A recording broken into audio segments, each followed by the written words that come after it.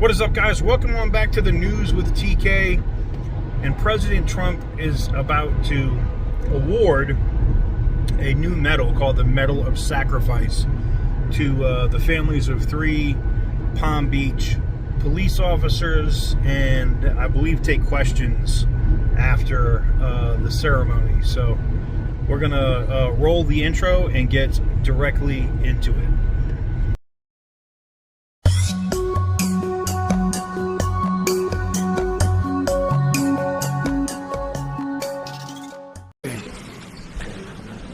Well, thank you very much, everybody. It's a real honor to welcome all of you to the White House, the famous Oval Office. And we award the first ever Medals of Sacrifice to 3 heroic law enforcement officers from Palm Beach County, Florida.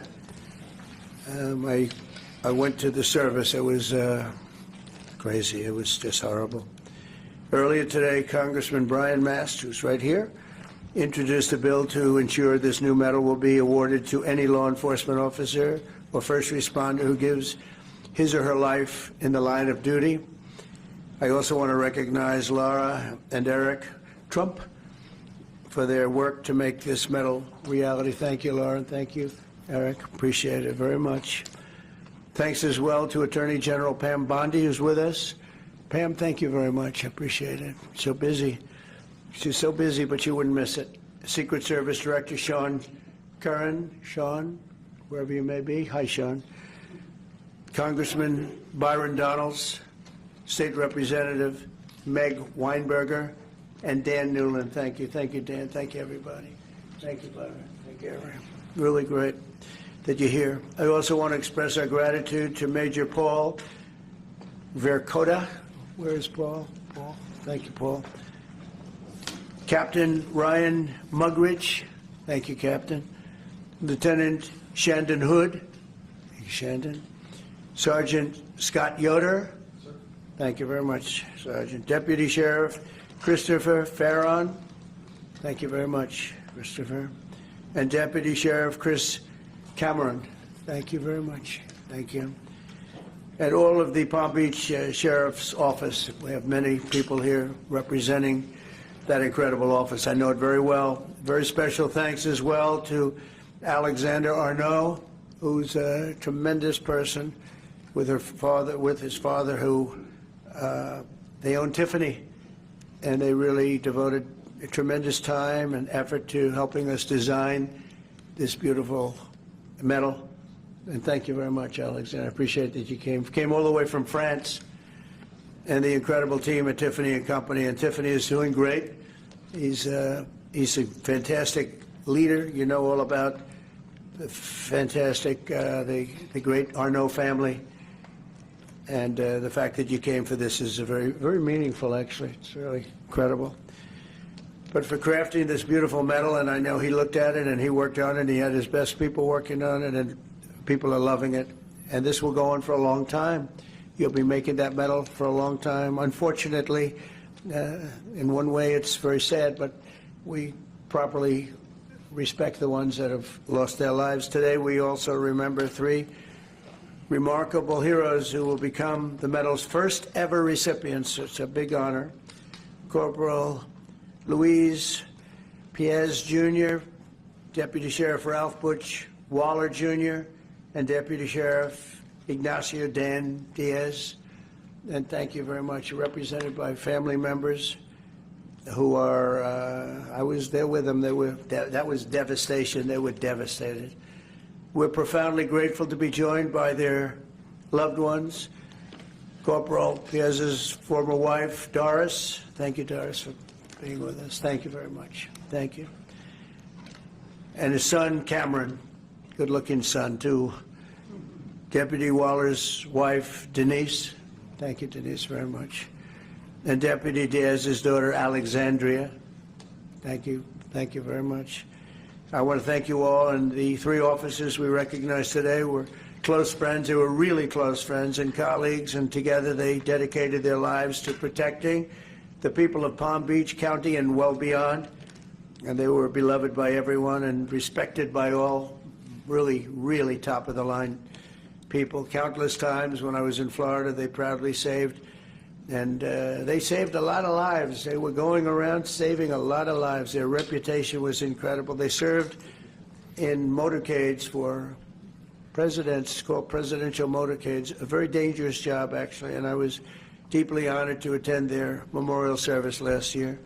In a horrific accident in November, the 3 officers were working to restart one of their motorcycles on the shoulder of a road when they were struck by a SUV, struck dead center, and all 3 perished from their injuries. Essentially, they perished immediately. This was a terrible tragedy. It shook the entire Palm Beach community like very, very few events I've ever seen. All of Florida mourned their loss, and today our entire nation joins in honoring these 3 incredible patriots taken from us much too soon, much, much too soon. To Doris, Cameron, Denise, Alexandria, and to all of those who love these brave men, we are deeply sorry for your loss and eternally grateful for their sacrifice, their great, great sacrifice, just respected by everybody. We'll never forget their legacy, and we will never forget the debt we owe all of these great law enforcement heroes who have given their lives to keep our community safe and make America strong again. We have so many unbelievable people in the police department and other departments, first responders, firemen, a lot of brave, incredible people. And I'd now like to ask my son, Eric Trump, to say a few words, followed by Congressman Brian Mast and Alexander Arnault, who's going to be giving out the medals. Then I'll present the medals of sacrifice. Thank you very much, everybody. Thank you for being here, too. Thank you. Please. Mr. President, thank you very much. My father and I attended that funeral that day, and I can't tell you how moving that experience was. And one simple question was asked: why is there no medal of valor, medal of sacrifice that commemorates law enforcement officers, first responders who have fallen in the line of duty? And Congressman Mast, he was there with me that day. He was with my father, and we said, we're going to take care of this problem. We're going to get involved. And the first call that was made was to the great Arnault family who owns Tiffany's, and they said, without hesitation, that they'd be honored to design something absolutely beautiful that's a tribute to these incredible officers, these incredible EMS responders. And here we are, roughly 6 months later, with something that's truly beautiful. I want to thank the Tiffany's family, the Arnault family, for all the work they put in their entire team. I can tell you this has been a nonstop effort. I want to thank the Congressman. Without the Congressman, his staff, we would not be here today. I want to thank the President for allowing us to do this. It's such an important mission. This medal is going to be given for hundreds and hundreds of years to come. And last but not least, I want to send, on behalf of this entire nation, on behalf of our entire family, the incredible families of the Palm Beach Sheriff's Office and your incredible families. They made the ultimate sacrifice, and know that we all appreciate their dedication. Many of us knew them, have met them, and we love them very much, and I'm sure they're missed. But today, hopefully, this is a great tribute to them, and I know, because of our wonderful President, that this medal will be given out for many years to come. Thank you very much. I would just start by thanking all of our law enforcement officers. The job is always dangerous, and you do it still every single day. And I would thank the families, because the job, as you are a reminder of, is often deadly. And I would thank you, Mr. President, because for the first time in our nation's history, you're willing to say to all of our first responders, all of our law enforcement, all of our firefighters, we're going to recognize that sacrifice from the office of the presidency for each and every one of them. And that's never taken place before, that recognition, that it's a job that's always dangerous and often deadly, and there's a debt that can never be repaid, but you're willing to recognize that debt. So thank you, Mr. President, for recognizing the debt. Thank you.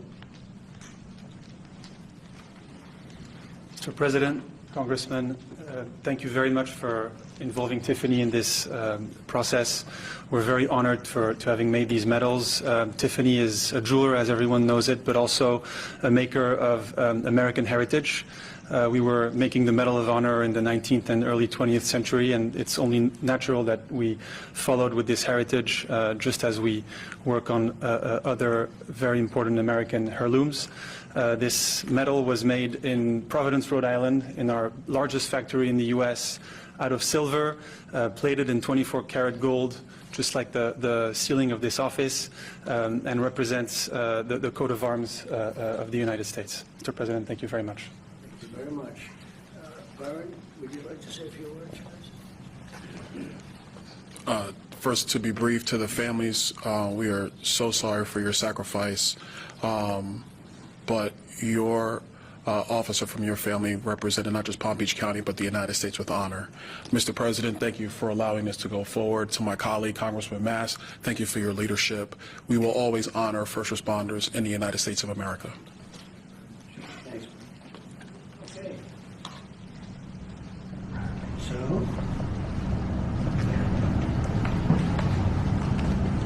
you want to help us out with this? You're the one that made it. That's beautiful.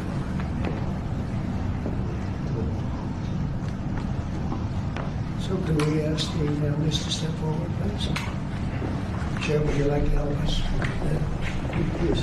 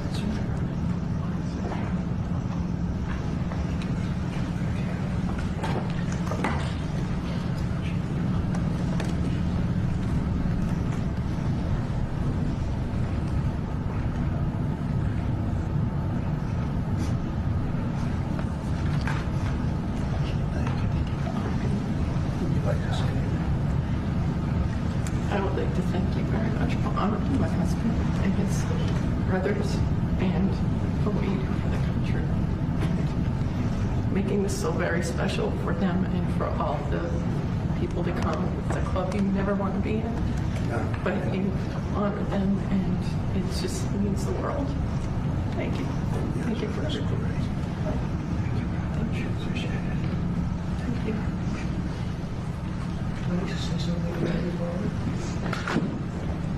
Do you want me to go over there or here?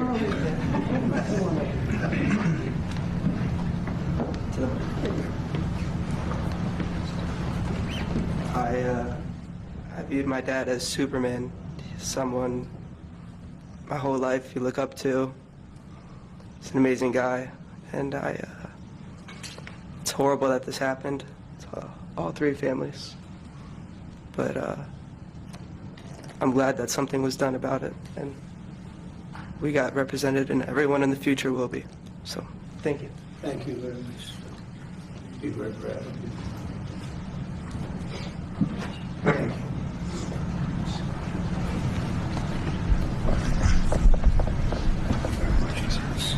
Thank you, Mr. President. Thank you very much.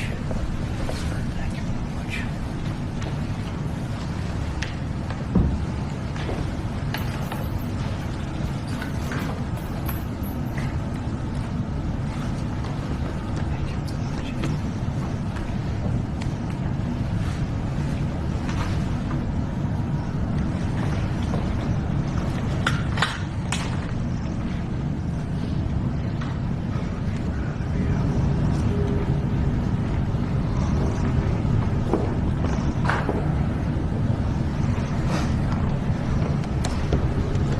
Would you like to say anything to us on behalf of the force? Would you like to say something? It's a very tough thing to do. Would you like to say something? Yes. Mr. President, on behalf of Sheriff Rick Bradshaw and every member of the Palm Beach County Sheriff's Office, we can't thank you enough for taking the lead on this and recognizing the extreme sacrifice of our three brothers. Words really can't express how thankful we are. Thank you very much. And we have a fourth, and we're going to give this to you. Hopefully it's maybe never going to be given out. So we'll give it to Sheriff Bradshaw, who's an incredible sheriff. And you've done an amazing job, and we'll have it should something happen. And that's right here, okay? So, Thank you. and I hope it never has to be given out, frankly. Thank you very much. Thank you, Mr. President. Very much.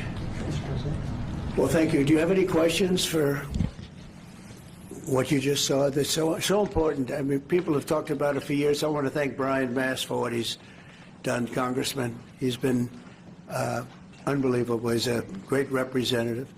And he worked hard. He wanted to do it right, and we wanted to go somehow. We could get him done pretty easily in one way, but we wouldn't get him done by Tiffany. And the fact that the Arnault family stepped up was absolutely incredible. It means more when you get a name like that. I think it means something extra.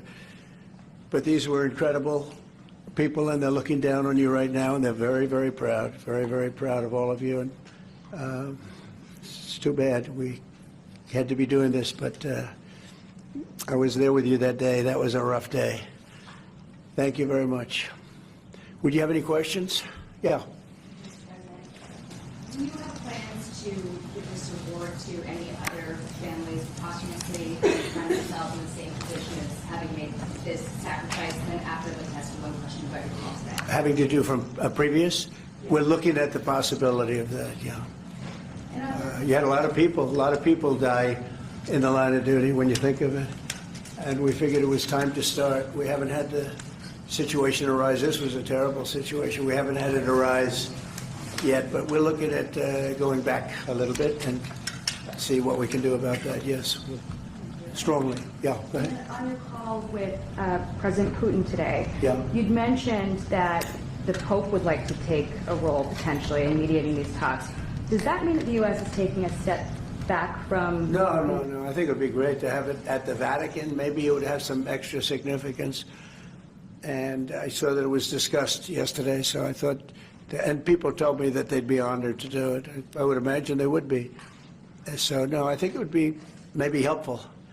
There's tremendous bitterness, anger, and I think maybe that could help some of that anger. So having it at the Vatican would be, in Rome, would be I think it would be a great idea. Thank you. Mr. President, as you know, Go ahead. Mr. President, as you know, 2.5 months ago, Ukraine President Zelensky agreed to that 30-day ceasefire that's been on the table all of that time. What was the extent of your conversation with President Putin today about having him agree to that same 30-day ceasefire proposal that you, Mr. President, put on the table? Well, what we've done, and very strongly, is we said, let's get this thing going. You know, I had many of the leaders of European nations on the line with me right after the call, and we have to get that thing solved. 5,000 young people every single week on average. And I've seen satellite pictures. You don't want to see these pictures. We'll have to see what happens. This was not my war. This is not a war that would have happened if I were president. This is not my war. I'm just here to try and help. We've spent hundreds of billions of dollars on this war, and yet that's not, frankly, we made much more than that just in 4 days in the Middle East. It's a lot of money, but we do much. This is about thousands of people dying every single week. 5,000, 6,000 people dying every single week. And just like you have the relatives here, wives and children and everything, you have, these soldiers, they say goodbye in Ukraine and in Russia, and then their parents never see them again, except maybe in pictures of horrible scenes, because I've seen some scenes, I've never seen anything like it. So we're going to see if we can get it taken care of. Yeah, please. First off, our thanks to the members of law enforcement who are here, and our condolences to the families. We're very sorry for your loss. Mr. President, on Ukraine and on your call today that you had with President Putin, you said last week that you thought nothing was going to happen, no advances would be made until you and Putin got together. Do you still feel that way? I think something's going to happen. It's a very big egos involved, I tell you. Big egos involved. But I think something's going to happen. And if it doesn't, I'd just back away, and they're going to have to keep going. Again, this was a European situation. It should have remained a European situation. Should have remained. But we have, because the past administration felt very strongly that we should be involved, and we got involved much more than Europe did in terms of the money and all of the things that we gave. We gave massive amounts, I think record-setting amounts given to a foreign. There's never been anything like this, both weaponry and money. And Europe gave a lot also, but they didn't give anywhere near what we gave. We gave probably almost 3 times the amount. And it's just a shame. The whole thing is a shame. Did you ask The level of death is just a shame. Yeah? Did you ask President Putin to meet with you About what? about Ukraine? Of course I did. I talked to him about it. I said, when are we going to end this, Vladimir? I've known him for a long time now. I said, when are we going to end this bloodshed, this bloodbath? It's a bloodbath. And I do believe he wants to end it. You know, when I made the call, I told the people last night, I spoke to the heads of the different countries, Germany and Finland, we had Italy, as you know, and UK was on the line today, and a couple of others, and then they were in turn calling everyone. Ursula was there from the European Union. She was terrific. And we spoke for a long time about it, and they got a problem. It's a big, big problem. It's a terrible war. It's a very hard to extradite themselves away from what's taken place over there. The amount of anger, the amount of hate, and the amount of death. It's very hard, very tough situation. But I said to him, we got to get going. And I did say also, if I thought that you couldn't do it, I'd step away, because what are you going to do? We don't have boots on the ground. We wouldn't have boots on the ground. But we do have a big stake, and the financial amount that was put up is just crazy. It's crazy. This isn't for us. This is for somebody else. The amount of money that we put up is record-setting. There's never been anything like this. And that includes weapons. Never been anything like this. Yeah, please. And Mr. President, on the medal, how far back do you intend to look to consider for the recipients? And then on your call today, if Putin ultimately proves to be the obstacle to peace, is further arming Ukraine on the table at that point? Well, we'll look. I mean, we're going to look. I hope that, I like to think positively, frankly. I just can't believe that they allow this to continue. This would have never happened if I were president, and most people admit that. It would have, and it didn't happen for 4 years. And October 7th would have never happened either. That's the attack on Israel. That would have never happened. So sad, a lot of things wouldn't have happened, but so sad to see it. Now, I think that there's a good chance we can get this done. I believe Putin wants to do it. Now, if I thought Putin didn't want, I mean, that's what I do. My whole life is like deals, one big deal.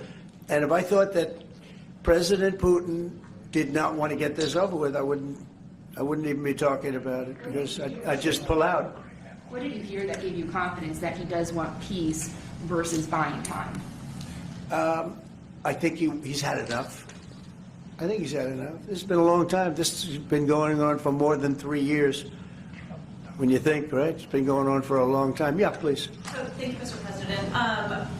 When you implored him to stop previously, Vladimir stopped on social media, and he didn't. He just continued. I'm curious, did you bring that up with him in your phone call today? You have to talk. Sorry. You previously on Truth Social implored President Putin to stop. You wrote Vladimir stop, and he didn't stop. Quite the contrary. I'm curious, did you bring that up on your call with him today? No, I didn't bring that up. But I did say, it's time, you got to stop this thing. And I believe he wants to stop. Look, I would be, I think, very able to tell whether or not he wanted to or what. I thought there was a very good chance, like a 50-50 chance, that he would say, I want to take the whole thing. I didn't know what he was going to say. And then they have a different kind of a problem. but I believe he wants to stop. Sure. Just now about backing away or walking away if it looks like it's going to be an intractable problem. Do you have a red line in your head of what would cause you to back away? And Yeah, in my head, but not something I'm going to announce. But yeah, definitely in my head I do. What Yeah. exactly would that look Because like? this isn't our war. This is not my war. This is not the war. I mean, we got ourselves entangled in something that we shouldn't have been involved in. And we would have been a lot better off, and maybe the whole thing would have been better off, because it can't be much worse. It's a real mess. It's a death trap. So I think that, yeah, I would say I do have a certain line, but I don't want to say what that line is, because I think it makes the negotiation even more difficult than it is. Yes, please. Mr. President, thank you all for your sacrifice. I'm so sorry for your loss and everybody. You mentioned the bloodbath you want to see end in Ukraine. You mentioned that you believe Putin wants peace, but he just attacked Ukraine yesterday. So what makes you think that he wants peace? Well, he's in a war, you know. I mean, nobody said don't. They're fighting, they're attacking each other, and people are dying all the time. He's in a war. He's fighting a war. Nobody said he was going to stop. I think, is it terrible? Yeah, it's terrible. I think it's terrible. Can you bring up President Biden? President Biden was diagnosed with cancer of the war, and then I want to ask you about reconciliation. Why haven't you increased the sanctions on Russia yet? Well, because I think there's a chance of getting something done, and if you do that, you can also make it much worse. But there could be a time when that's going to happen. Yep. Mr. President, Who's going to say with the ratings downgrade from... Do you want to respond to President Biden being diagnosed with cancer? Are you going to call your predecessor? I think it's very sad, actually. I'm surprised that it wasn't, you know, the public wasn't notified a long time ago, because to get to stage 9, that's a long time. I just had my physical. You saw that. You saw the results of that particular test. I think that test is standard to pretty much anybody getting a physical, good physical. We had the doctors at the White House and over at Walter Reed, which is a fantastic hospital, do it. I did a very complete physical, including cognitive tests. I'm proud to announce I aced it. Got them all. I got them all right. You proud of me? Yes. Your husband would be proud of me for getting them all right. It's a little risk. If I didn't get them all right, these people would be after me. It would be not a good situation. But I think, frankly, anybody running for president should take a cognitive test. They say it's unconstitutional, but I would say in that particular case, having a cognitive test wouldn't be so bad. But when you take tests, medical, as a male, that test is very standard. I don't know if it's given to everybody, but it's given just about. And it takes a long time to get to that situation. Now, I think, to get to a stage 9, I think that if you take a look, it's the same doctor that said that Joe was cognitively fine. There was nothing wrong with him. Well, he said, if it's the same doctor, he said there was nothing wrong there. And that's being proven to be a sad situation. And the auto pen is becoming a very big deal. You know, the auto pen is becoming a big deal because it seems like that maybe was the president who ever operated the auto pen. But when they say that that was not good, they also, you have to look and you have to say that the test was not so good either. In other words, there are things going on that the public wasn't informed, and I think somebody's going to have to speak to his doctor, if it's the same, or even if it's 2 separate doctors. Why wasn't the cognitive ability, why wasn't that discussed? And I think the doctor said he's just fine, and it's turned out that's not so. It's very dangerous. Look, this is no longer politically correct. This is dangerous for our country. Look at the mess we're in. You're talking about all these questions on Ukraine and Russia that would have never happened. As an example, if I were president, would have never happened. The other thing is you have to say, why did it take so long? I mean, when this takes a long time. It can take years to get to this level of danger. So it's a very, very sad situation, and I feel very badly about it. And I think people should try and find out what happened, because I'll tell you, I don't know if it had anything to do with the hospital. Walter Reed is really good. They're some of the best doctors I've ever seen. I don't even know if they were involved, but a doctor was involved in each case. Maybe it was the same doctor, and somebody is not telling the facts. That's a big problem. President Zelensky of Ukraine says the Ukrainians are ready for a ceasefire, they're ready for peace negotiations. In your mind, is Ukraine doing enough to get this to get this? I'd rather tell you in about 2 weeks from now, because I can't say yes or no. I think, look, he's a strong person. Zelensky, a strong guy, and he's not the easiest person to deal with. But I think that he wants to stop. He's, not.